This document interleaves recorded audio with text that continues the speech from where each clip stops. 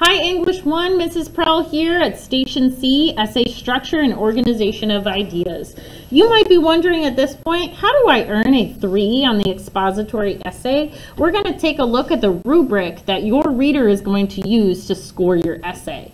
Your rubric is broken down into 3 components. Number 1, organization and progression of ideas. Number 2, development of ideas. And number 3, use of language and language conventions. We're going to need a handy dandy highlighter, so highlight with me as I go through and we break down this rubric. So the first thing that your reader is going to look for is, do you have an organized structure to your essay? That means you've got a clear thesis statement in your introduction, and then most of your ideas are related to the thesis. So everything that you write after that thesis statement connects back to your argument or claim. You should have meaningful transitions between paragraphs and between ideas, and show relationships among your ideas. To develop your ideas, you need to use details and examples that are specific. Think about that stuffing in the middle of that Oreo. Your response is going to be original, meaning it's going to show your thoughts and opinions. For language conventions, the word choice that you use should contribute to the quality and clarity of the essay. In other words, don't repeat yourself. Be specific. Lastly, you are going to have adequate command of that English language, including proper capitalization, punctuation, spelling, etc. Make sure that to avoid errors, you look in the back of your dictionary for those grammar rules. We've highlighted our rubric. When you're finished highlighting with me, go ahead and flip that page. All right, here we have an example expository essay. We're going to look at how the author of this essay organizes her prompt with an introduction, 2 body paragraphs, and a conclusion. As I read paragraph by paragraph, track with me and take great notes. The prompt for this essay was, write an essay explaining why it is important for a person to be himself or herself. Let's read the introduction. Sometimes in life, it is difficult for people to be themselves. It is tempting to conform to others. However, each individual is unique and has something special to offer the world. Essentially, it is important for people to be themselves to create a diverse, accepting world. What we see here in the introduction is first a truism.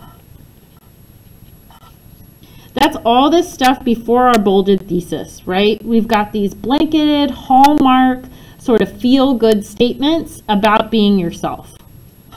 The next thing that we see is our thesis. Remember that our thesis is a subject plus our own opinion.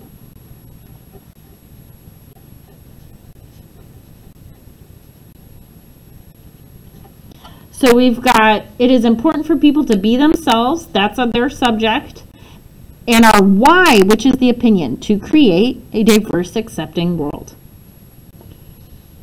Let's take a look at this first body paragraph.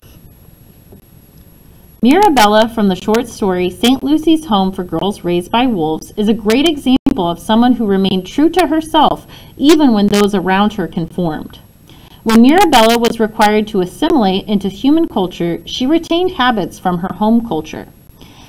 As the other girls, including Claudette, assimilated to human culture, they began to betray each other, thinking and acting in selfish ways to gain favor of the nuns. Mirabella, however, remained loyal to her wolf pack morals and stood up for Claudette at the dance. Even though Mirabella was expelled from the school, her actions caused Claudette to examine the world she was working so hard to be a part of, a world that did not accept diversity. If Claudette would have been herself like Mirabella, St. Lucy's may have become a place that accepted each girl's unique qualities instead of forcing them to conform or get out. Here we see our lead-in. We've got this introduction to the story and the character. Next, we see see our evidence. This is our specific example from the short story.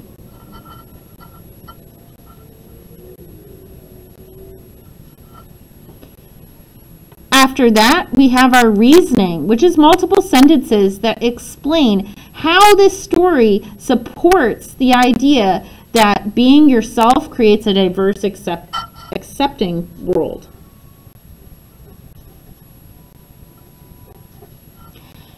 And finally, we have that if sentence, which definitely strengthens our reasoning.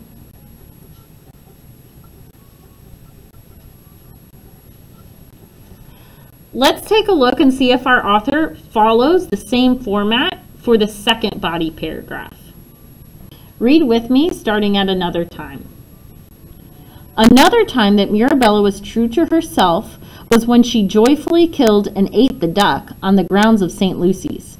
Claudette scolded Mirabella and made Mirabella feel ashamed for being unhuman. Even when her best friends were against her choice to rebel, Mirabella remained wild. If St. Lucy's had allowed diversity, Claudette and Mirabella may have remained friends. In a diverse, accepting world, people who have different opinions and lifestyles can still be good friends. Here we start with our transition into our second example.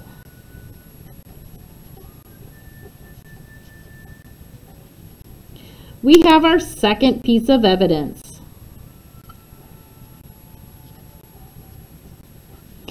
And then we have reasoning to support that evidence. Finally, we end with another if sentence.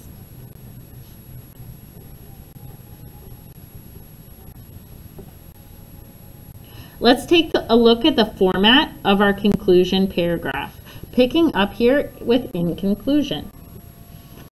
In conclusion, Mirabella from St. Lucy's Home for Girls Raised by Wolves provides an excellent example of someone who acted as an individual instead of conforming. There wasn't room for diversity at St. Lucy's Home, but Mirabella refused to assimilate to an intolerant culture. Mirabella's experiences prove that it is important for people to be true to themselves to create a diverse, accepting world. Here we have a transition.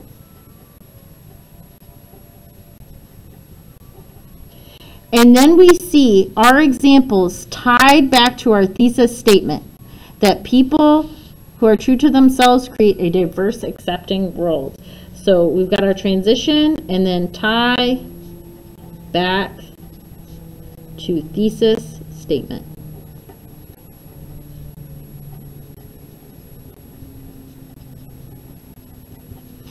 And here we have a well-organized expository essay.